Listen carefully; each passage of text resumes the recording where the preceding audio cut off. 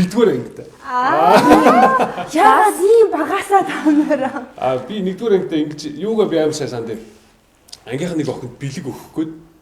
Тэгээд нэг оройж манад ингэж тэр үед ч уусаа айлууд ингэ нэг одоо гой амттай юм айгу ховор иддэг. Тэгээ манад нэг алин байхгүй юу. Тэгээ нөгөө алимаа би тэр охинд өгнө гэл ангийнхаа охинд. Тэгэл би оройж ярьсан гэртээ. За би нэг яаж өгөх үү гэл боогоол юм туузаар боогоол. Тэгснэ би одоо очиод юу гэж хэлж өгөх үү гэл гэрийнхнээс ингэ бүгднээс нь асуугаал.